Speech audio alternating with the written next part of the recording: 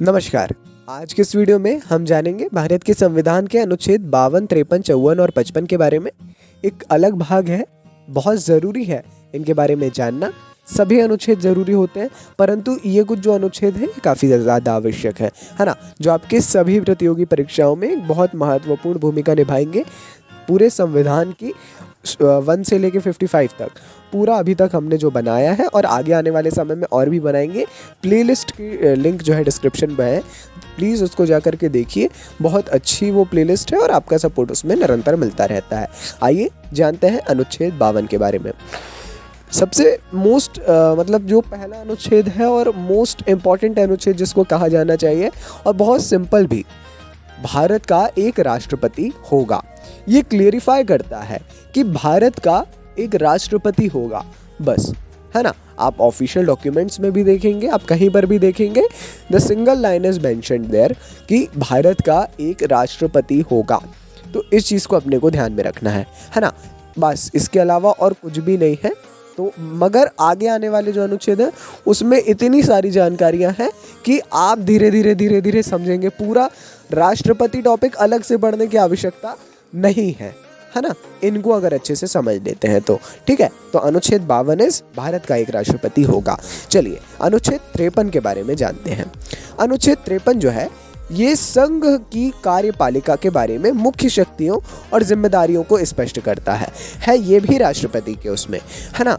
तो अनुच्छेद 53 जो है यह स्पष्ट करता है कि संघ में रक्षा बलों की सर्वोच्च कमान राष्ट्रपति में निहित है। जितने भी रक्षा बल हैं उसमें जो सर्वोच्च कमांडर है वो राष्ट्रपति है, ठीक है।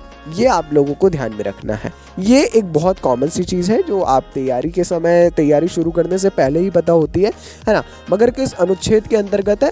तो अनुच्छेद 53 के अंतर्गत है, ठीक है। अनुच्छेद 53 हमें सबसे पहले ये बताता है कि संघ की जो कार्यपालिका शक्ति है ये राष्ट्रपति में निहित होगी और इसका प्रयोग वह इस संविधान के अनुसार सीधे या अपने अधीनस्थ अधिकारियों के माध्यम से करेगा।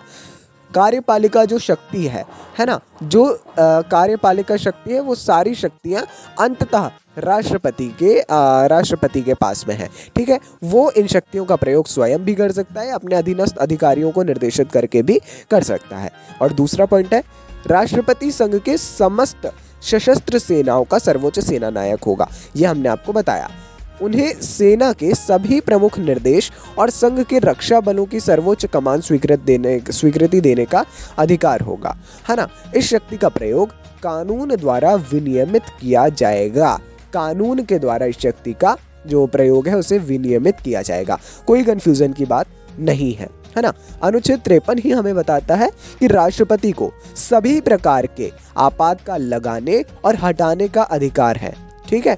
वे युद्ध या शांति की घोषणा भी कर सकते हैं जो संपूर्ण देश के सुरक्षा और सुशासन को सुनिश्चित करने के लिए बहुत महत्वपूर्ण है।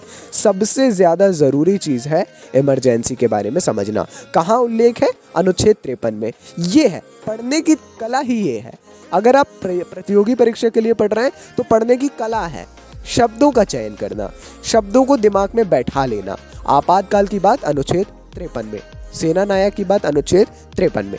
इस प्रकार से पढ़िए और अपने नोट्स में नोट करिए। आइए जानते हैं अगले अनुच्छेद 54 के बारे में।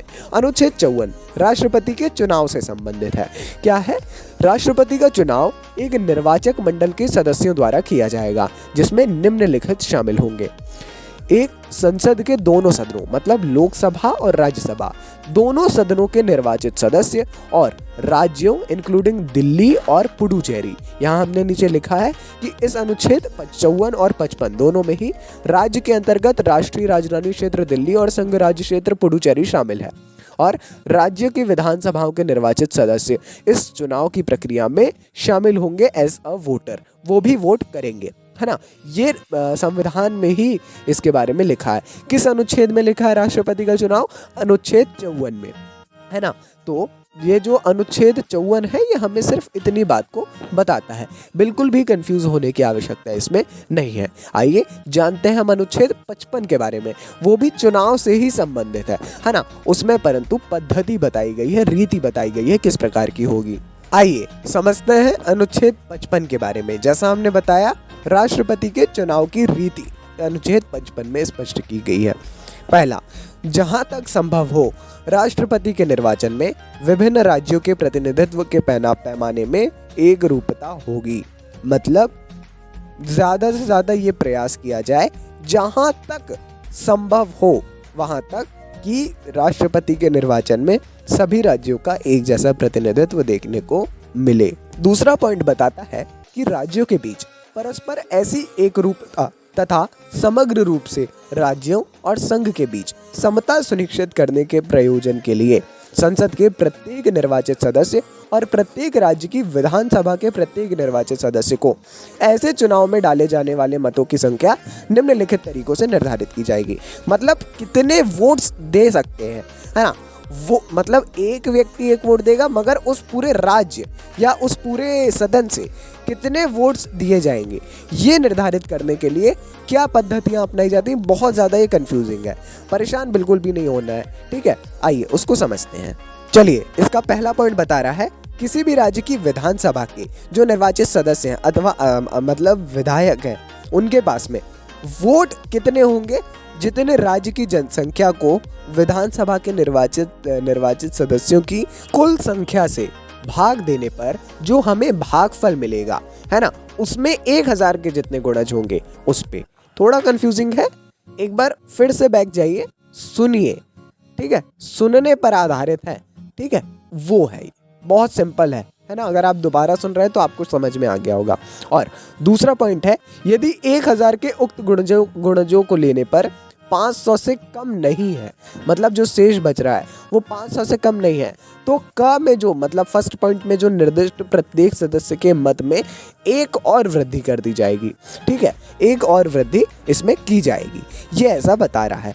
तीसरा पॉइंट है, संसद के किसी भी सदन के प्रत्येक निर्वाचित सदस्य के पास मतों की उतनी संख्या होगी जितनी राज्यों के विधानसभाओं, पहला मतलब विधानसभाओं के विधायकों का बता रहा है, और जो तीसरा है ये बता रहा है लोकसभा और राज्यसभा के एमपीज का, है ना।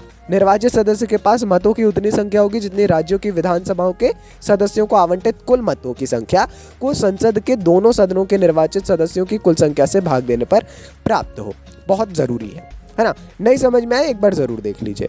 तीसरा पॉइंट है और इम्पॉर्टेंट पॉइंट है, राष्ट्रपति का जो चुनाव है ये आनुपातिक प्रतिनिधित्व पद्धति के अनुसार एकल संक्रमणीय मत द्वारा होगा तथा ऐसे चुनाव में मतदान गुप्त होगा। तीसरा पॉइंट भी एक क्लियर कर रहा है चीज को, एक तो मतदान गुप्त होगा और एकल संक्रमणीय मत होगा इसमें, है ना। बहुत अच्छी बात है, मतलब कोई देख नहीं सकेगा, मतलब केवल एकल संक्रमणीय, जैसे कि वोटिंग होती है ना जनरली अपना जैसे इलेक्शन में वोटिंग होती है, कोई नहीं देख सकता, केवल व्यक्ति अकेला होता है, एकल, है ना। उसी प्रकार की यहाँ पर भी वोटिंग होगी और पूरे चुनाव में जो है मतदान को गुप्त रखा जाएगा। एक काफ़ी ये ज़रूरी जानकारियाँ हैं।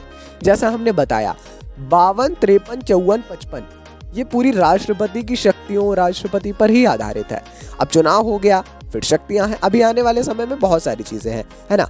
और मैं ये बता रहा हूँ, आपने कॉन्स्टिट्यूशन को अगर अच्छे से पढ़ लिया तो एम लक्ष्मीकांत जब आप पढ़ेंगे या इंडियन पॉलिटी जब आप उठाएंगे, पदों के बारे में जब पढ़ेंगे, वो बहुत आसान हो जाएगा आपके लिए और वो रिवीजन होगा। आसान क्या, वो रिवीजन हो जाएगा। तो इसीलिए इनको अच्छे से पढ़िए। चलिए, ये थी आज के इस वीडियो की अंतिम जानकारी, अंतिम अनुच्छेद 55।